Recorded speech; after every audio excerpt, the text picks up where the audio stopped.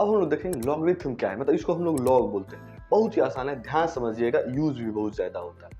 अब देखिए ये क्या है, दूसरा चेहरा है किसका, जैसे एक्सपोनेंशियल जो पावर होता था उसी का दूसरा चेहरा है। कैसे देखिए, यहाँ पे क्या है, b पे power a equal to c, ऐसा होता होगा, मतलब 2 पे पावर 4 इक्वल टू 16, ऐसा समझ में। अब देखिए इसको आप क्या लिखिए, जो यहाँ पे है ना राइट साइड में, मतलब जो 16 है, इसको हम लोग यहाँ पावर लॉग के ऊपर लिखते हैं, इसको हम लोग बेस बोलते हैं, लॉग का बेस, ठीक। और इसको हम लोग एक्सपोनेंशियल का बेस बोलते हैं। इतना बात समझ में आ गया।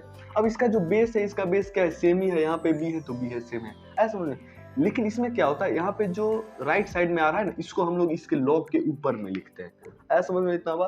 तो ये रहा c रहा आपका, यहाँ पे लिखा गया, ऐसा समझ में।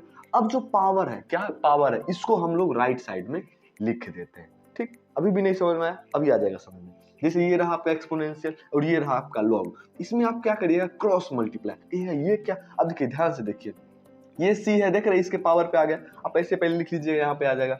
अब इसका जो b है, कहाँ बेस है, तो बेस कहाँ, बेस पे ही रह गया, कोई बेस में चेंज नहीं हुआ, नहीं ना हुआ। लेकिन यहाँ पे जो पावर था वो कहाँ आ गया, ऐसे राइट साइड में, तो नहीं लग रहा है क्रॉस मल्टीप्लाई। याद रखिएगा, क्वेश्चन से और क्लियर होगा। जैसे आपसे पूछे कि log 16 बेस 4 क्या होगा, आप ऐसे सोचिए 4 पे मैं क्या पावर डालूं कि 16 आ जाए, तो आंसर है 2। आ गया समझ में। अब देखिए यहाँ पे है 3 है 9 है, मतलब ये क्या होगा, तो मैं आप ऐसे सोचिए 3 पे पावर में क्या डालूं कि 9 आ जाए, सोचिए आंसर होगा 2, ऐसा समझ में। अब यहाँ पे भी देखिए, अब 3 पे पावर क्या डालिएगा कि 27 आ जाए, तो आंसर है 3, ऐसा समझ में। अब ये सोचिए 16 पे पावर में क्या डालूं कि 4 आ जाए, ये यहाँ पे 4 है, तो आंसर है 1/2। था ना आसान। अब हम लोग लॉग के कुछ फॉर्मूला पे आते हैं, तो कुछ पॉइंट आप याद रखिएगा। जैसे आपको सिंपल लिख देगा log 4, इसका मतलब बेस में क्या है, 10 है, ये आप याद रखिए। या फिर अगर छूट जा रहा है तो समझिए बेस 10 ही है। अगर ln 4 लिख रहा है, इसका मतलब बेस में e है, इतना बात समझ में आ गया। और e का कुछ वैल्यू होता है 2.71 होता है।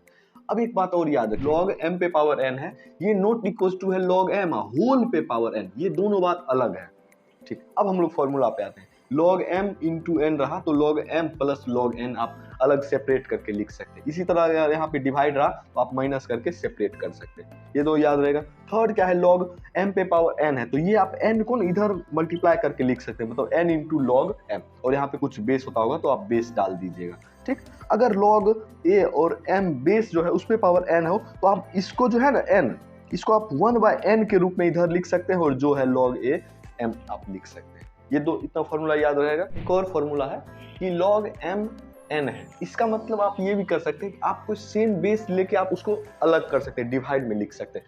मैं लिख दिया log m बेस a, या divided by log n base a। आपका मन है कि नहीं सर मैं बेस कोई डिफरेंट हुआ, ठीक है, आप 12 पे भी ब्रेक कर सकते हैं। इतना बात समझ आ गया।